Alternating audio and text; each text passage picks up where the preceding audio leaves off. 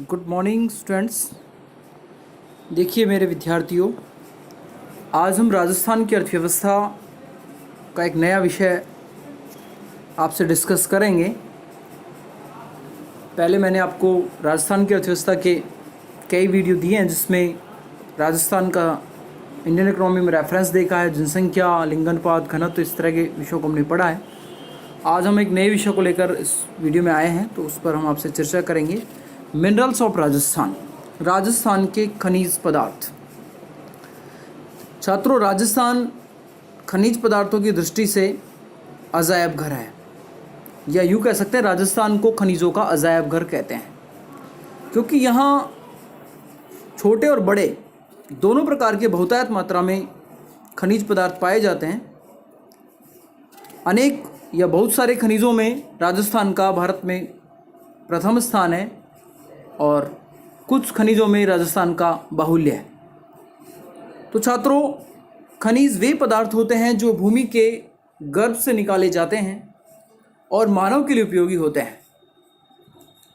राजस्थान को खनिजों का अजायब घर कहते हैं क्योंकि राजस्थान में 22 प्रकार के छोटे खनिज व 39 प्रकार के बड़े खनिज, कुल मिलाकर 61 प्रकार के खनिज पाए जाते हैं। तो आपने समझ लिया होगा कि राजस्थान को खनिजों का अजायब घर क्यों कहते हैं। तो इसमें लगभग 22 प्रकार के बड़े खनिज, 39 प्रकार के छोटे खनिज और कुल मिलाकर 61 प्रकार के खनिज राजस्थान में पाए जाते हैं। इसलिए राजस्थान को खनिज पदार्थ का अजायब घर कहते हैं। कई बार आपसे क्वेश्चन कंपटीशन में पूछ लिया जाता है, आपके यूनिवर्सिटी एग्जाम में पूछा जा सकता है राजस्थान को खनिजों का अजायब घर क्यों कहते हैं। तो आपको यही इसमें तर्क देना होगा कि राजस्थान में लगभग 22 प्रकार के छोटे खनिज और 39 प्रकार के बड़े खनिज, कुल मिलाकर 61 प्रकार के खनिज पाए जाते हैं, जिसके कारण राजस्थान को खनिजों का अजायब घर। अन्य राज्यों से जब कंपेयर करते हैं तो राजस्थान इस दृष्टि से काफ़ी धनवान राज्य है, इस दृष्टि से काफ़ी अच्छा राज्य है। इसके अलावा हम बात कर सकते हैं, इसमें कुछ ऐसे खनिज भी हैं जिनमें राजस्थान को पूर्ण एकाधिकार है। वो दूसरे राज्यों में पाए ही नहीं जाते, केवल राजस्थान में ही पाए जाते हैं। तो उस प्रकार के खनिज हैं जिनमें राजस्थान को एकाधिकार प्राप्त है। जैसे हम जब बात करें जास्पर एक ऐसा खनिज है जिसमें राजस्थान को पूर्ण एकाधिकार है। बॉलिस्टोनाइट, जास्पर और बॉलिस्टोनाइट 100% उत्पादन राजस्थान में इनका किया जाता है। अलोह धातु के उत्पादन मूल्य की दृष्टि से भारत में इसका प्रथम स्थान है तथा लौह खनिजों में टंगस्टन आदि के उत्पादन में राजस्थान का लगभग चौथा स्थान है। टंगस्टन उत्पादन में राजस्थान का अन्य प्रदेशों की तुलना में चौथा स्थान है। छात्रों, वर्तमान में राजस्थान जास्पर बॉलिस्टोनाइट का एकमात्र उत्पादक राज्य है। ये हम पहले भी आपको बता चुके हैं ऊपर वाले पैरा में कि राजस्थान का इन दो खनिजों में पूर्ण एकाधिकार है। 100% ये खनिज जो है राजस्थान में ही उत्पादित किए जाते हैं, अन्य दूसरे राज्यों में उत्पादित नहीं किए जाते। तथा टंगस्टन, सीसा, जस्ता, तांबा, सीमेंट, स्टील ग्रेड, चूना पत्थर, soapstone, ball clay, calcite, felspar, प्राकृतिक जिप्सम, चीनी मिट्टी, रॉक फास्फेट, गेरू, इमारती पत्थर आदि, ये सब जो खनिज हैं इनके उत्पादन में राज्य अग्रणीय माना जाता है। ये सारे खनिज जो मैंने आपको बताया, जस्ता, तांबा, सीमेंट, स्टील ग्रेड, चूना पत्थर, सॉप स्टोन, बाल क्ले, क्लेसाइट, फेल्सपार, प्राकृतिक जिप्सम, चीनी मिट्टी, रॉक फास्फेट, गेरू, इन सब खनिजों में राजस्थान का अग्रणी स्थान माना गया है। राज्य में जिन खनिजों का उत्पादन भारत के कुल उत्पादन का 70% या उससे अधिक है, जिन्हें निम्न तालिका से हम समझ सकते हैं कि वो खनिज जो पूरे भारत में राजस्थान में 70% से अधिक पाए जाते हैं, जिनका कुल उत्पादन में 70% से अधिक योगदान जो है वो राजस्थान से होता है। ऐसे खनिजों की हम बात करें तो राजस्थान में बॉलिस्टोनाइट 100% उत्पादित किया जाता है क्योंकि इसमें हमारा पूर्ण एकाधिकार है। जास्पर भी 100% उत्पादित किया जाता है क्योंकि इसमें हमारा पूर्ण एकाधिकार है और अन्य राज्यों में उत्पादित नहीं होता।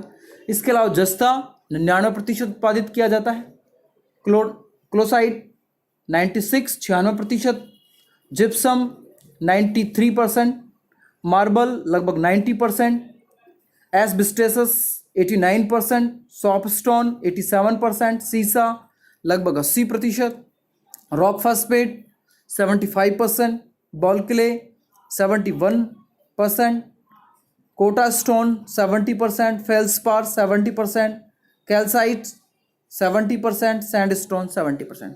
तो लगभग छात्रों ये 15 से 20 खनिज हैं जिनका उत्पादन राजस्थान में 70% से अधिक उत्पादित होता है। यदि हम इंडियन इकोनॉमी की बात करें तो खनिजों की दृष्टि से राज्य जो है अपने आप में एक धनाढ्य और पूर्ण समृद्ध राज्य है, इसीलिए इसको खनिजों का अजायब घर कहा गया है। राज्यों में देश के कुल खनिज उत्पादन का लगभग 5.7% उत्पादन होता है।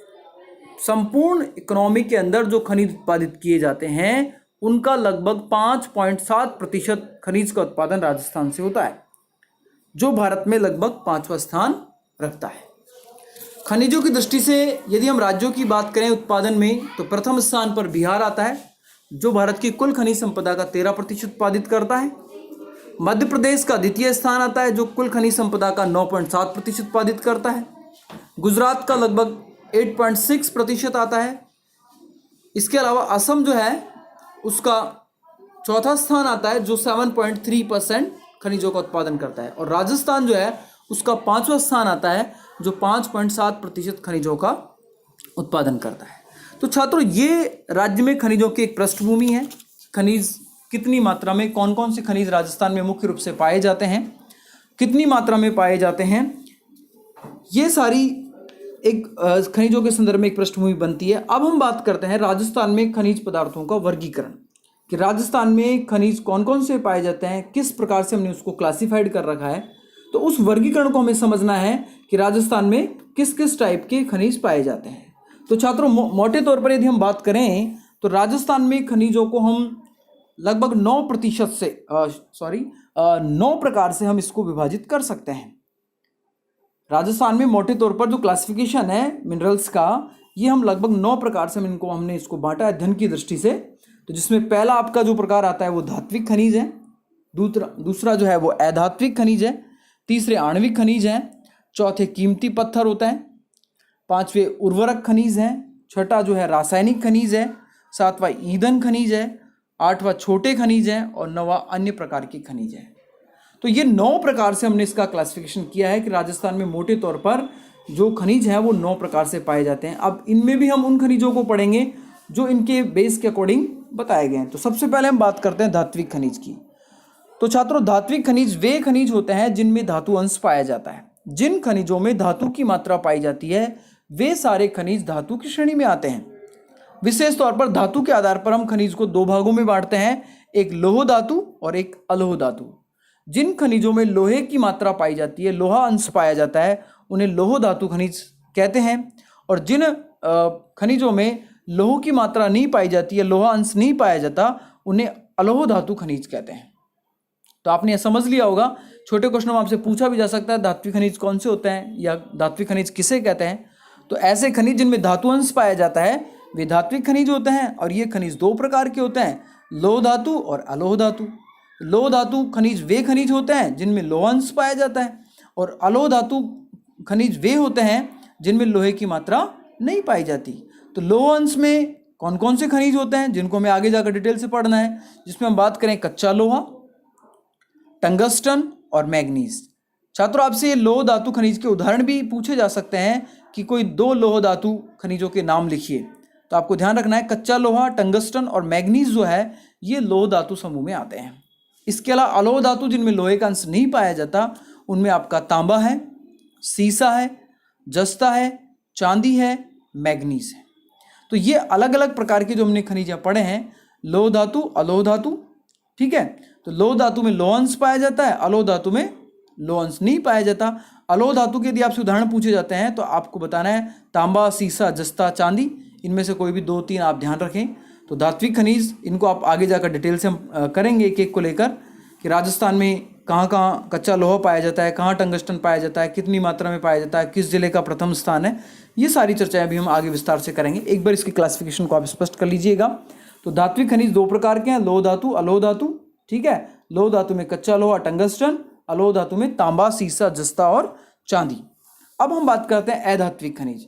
ऐसे खनिज जिनमें धातु अंश नहीं पाया जाता है, वे खनिज जिनमें धातु अंश नहीं पाया जाता वे अधात्विक खनिज होते हैं, जिसमें हम बात कर सकते हैं एस्टिबेस्टस, फेल्सपार, फेल्सपार का सर्वाधिक जो उत्पादन है वो राजस्थान में अजमेर जो है वहाँ इसका उत्पादन सबसे ज़्यादा किया जाता है।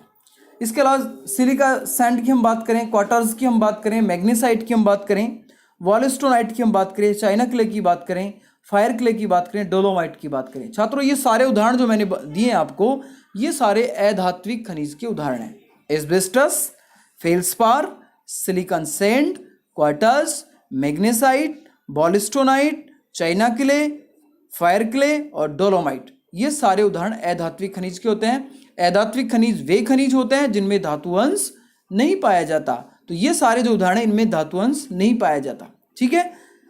इसके बाद तीसरे प्रकार के जो खनिज है वो है आणविक खनिज। आणविक खनिज वे खनिज होते हैं जो अणु शक्ति या अणु के द्वारा वो बनते हैं, उनमें एनर्जी होती है, सर्वाधिक एनर्जी होती है और इतनी अधिक एनर्जी होती है कि उनसे हम परमाणु बम वगैरह या हमारा जो आणविक जो विभाग है वो उनसे ही चलता है। तो ऐसी दृष्टि में राजस्थान में आणविक खनिज कौन कौन से पाए जाते हैं, जिनमें हम बात करें अभ्रक अपने आप में एक आणविक खनिज है। ठीक है। और ये विशेष तौर से सौंदर्य प्रसाधन की जो सामग्री बनती है उनमें अभ्रक का प्रयोग किया जाता है। इसके अलावा यूरेनियम, जो परमाणु बम हम बनाते हैं, मिसाइल्स हम बनाते हैं, उनमें यूरेनियम का प्रयोग होता है। लिथियम और बेरिलियम, राजस्थान में मुख्य रूप से यूरेनियम, लिथियम और बेरिलियम, ये 3 प्रकार के मुख्य आणविक खनिज पाए जाते हैं। ठीक है। अब हम बात कर लेते हैं कीमती पत्थर।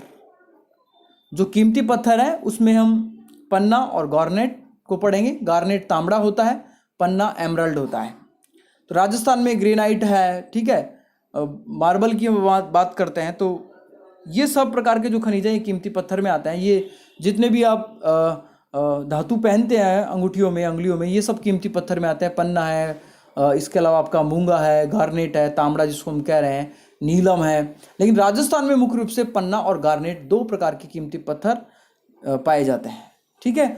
इसके अलावा 5वां प्रकार का जो खनिज है हमारा वो है उर्वरक खनिज। उर्वरक खनिज वे खनिज होते हैं जो भूमि की उर्वरा शक्ति को बढ़ाने में काम में लिए जाते हैं।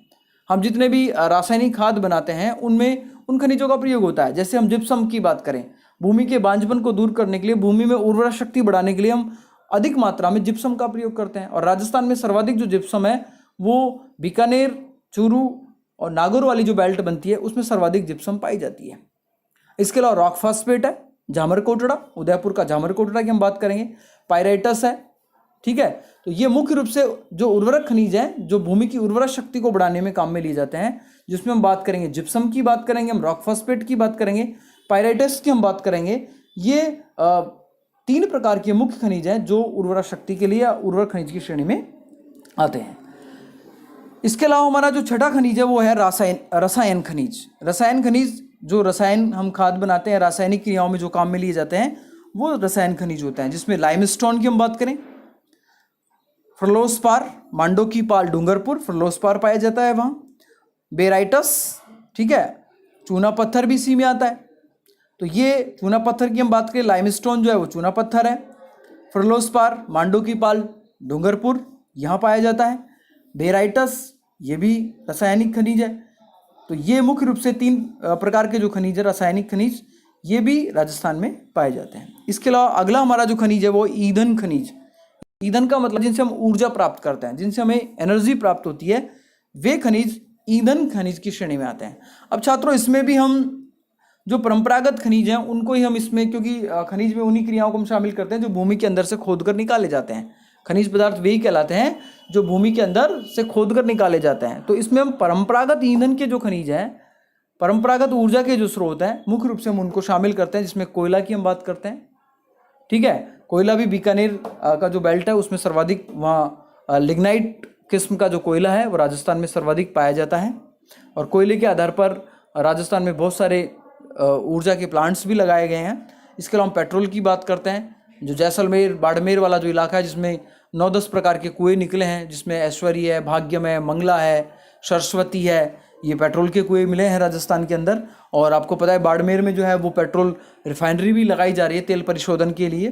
तो राजस्थान में मुख्य रूप से कोयला है, पेट्रोल है, प्राकृतिक गैस, नेचुरल गैस, पेट्रोल के साथ नेचुरल गैस के भंडार भी राजस्थान में पाए गए हैं। तो ईंधन खनिजों में मुख्य रूप से हमें 3 प्रकार के खनिजों को पढ़ना है, कोयला, पेट्रोल, प्राकृतिक गैस। ठीक है, इसके अलावा हम छोटे खनिजों की हम बात करते हैं तो छोटे खनिजों में वे खनिज हैं जो कम मात्रा में राजस्थान में पाए जाते हैं, जिनका ज़्यादा बड़ा उपयोग नहीं है। ठीक है, तो उनमें हम बेल्टोनाइट की हम बात करेंगे, मुल्तानी मिट्टी की हम बात करेंगे, संगमरमर। किशनगढ़ में संगमरमर मंडी है, मार्बल मंडी है, और पूरी दुनिया के अंदर, पूरे देश के अंदर किशनगढ़ का जो मार्बल है, मकराना का जो मार्बल है, वो सर्व प्रसिद्ध है। ठीक है, तो हम संगमरमर की बात करते हैं। राजस्थान के अनेक क्षेत्रों में सफ़ेद है, लाल है, पिंक वाला है, इसके अलावा आप नीला है, काला है, ये अलग अलग जगह संगमरमर मिलता है। आपको पता है कि जो राम मंदिर बन रहा है उसके लिए भी हमारे यहाँ से ही पत्थर जा रहा है, वो भी एक कीमती पत्थर में आता है, जो हमारे भरतपुर जो संभाग है, भरतपुर जो जिला है, उसमें जो सीकरी नामक जो जगह है वहाँ से वो पत्थर वहाँ पहुँच रहा है।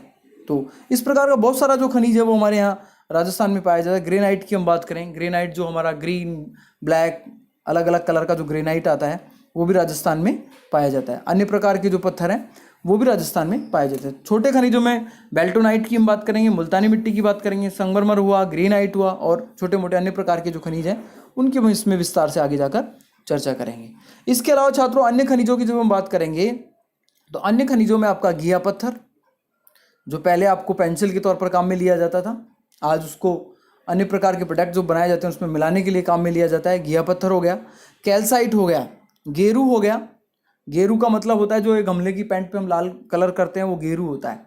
ये भी एक खनिज है जो भी भूमि से खोदकर निकाला जाता है। इसके अलावा नमक की बात करते हैं, राजस्थान में 4 बड़ी नमक की झीलें हैं जिनसे हम नमक खोद कर निकालते हैं। आपका सांबर झील है, डिडवाना झील है, लूनकरनसर है और पचभद्रा है। ये 4 बड़ी नमक की खारे पानी की झील है। वैसे तो छोटी छोटी झीलें तो और भी काफ़ी है, लेकिन 4 झीलें ज़्यादा प्रसिद्ध हैं, जिसमें हम जयपुर के सांबर की बात करते हैं, लूनकरनसर जो है वो बीकानेर में है, डिडवाना नागौर में है, और पचभद्रा बाड़मेर में। यहाँ अलग अलग तरीके से नमक बनाया जाता है। तो छात्रों, यहाँ राजस्थान के खनिज पदार्थों का वर्गीकरण जो है हमने 9 प्रकार से आपको संक्षिप्त तौर पर समझाया है कि 9 प्रकार का खनिज राजस्थान में पाया जाता है। उनमें एक एक खनिज का हमने उदाहरण देकर आपको क्लासिफाइड किया है। तो इस तरीके से आप इसको तैयार कर सकते हैं। 9 तरीके से इसको बांटकर आप अलग अलग खनिजों को डिवाइड बनाकर इसका क्लासिफिकेशन चार्ट बना सकते हैं। ठीक है, इसके अलावा अब हम एक एक खनिज की हम बात करें डिटेल वाइज कि राजस्थान के कौन कौन से ज़िलों में खनिज पाए जाते हैं, इनका उत्पादन कितना हुआ, क्या क्या इनका उपयोग है, कौन कौन से क्षेत्रों में ये उत्पादित हो रहे हैं, तो मुख्य रूप से इनकी हम चर्चा यहाँ करते हैं। तो सबसे पहले हमने बात की थी धात्विक खनिज की। तो धात्विक वे खनिज होते हैं जिनमें धातु अंश पाया जाता है, ये क्लियर कर चुके हैं हम। मुख्य रूप से धात्विक खनिज 2 प्रकार के होते हैं, लोह धातु जिनमें लोह अंश पाया जाता है, लोह धातु होता है, और जिनमें लोहे की मात्रा नहीं पाई जाती, लोह अंश नहीं पाया जाता, वे अलोह धातु होते हैं। अब मुख्य रूप से दोनों को एक रूप में यदि हम बात करें तो सबसे पहले अलोह धातु में हम बात कर लेते हैं तांबा।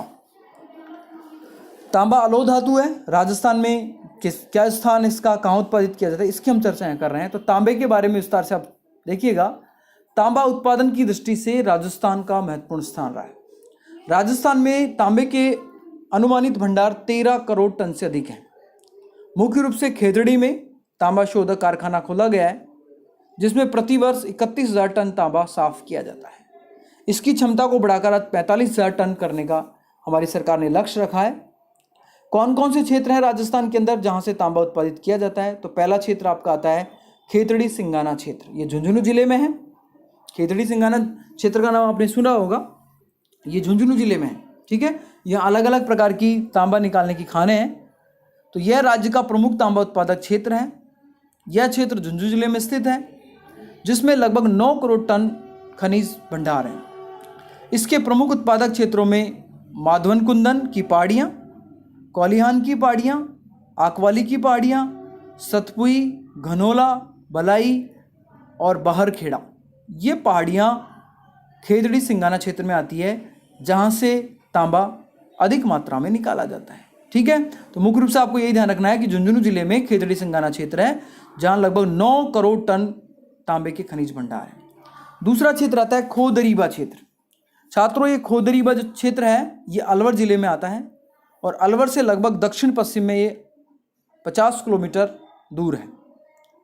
दरीबा की जो पहाड़ियाँ हैं, इसी में बगानी क्षेत्र जो सरिस्का में आता है, वो भी इसी बेल्ट में आता है।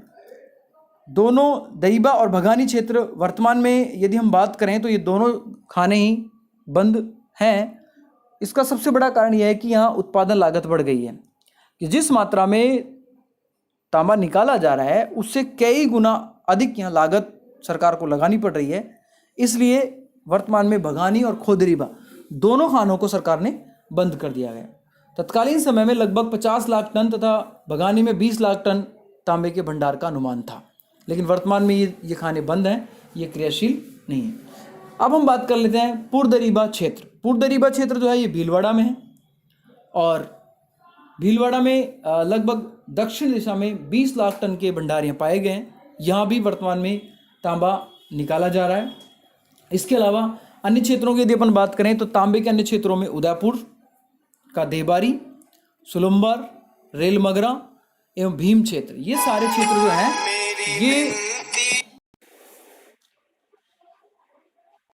ये सारे क्षेत्र जो हैं ये फिलहाल उदयपुर में स्थित हैं।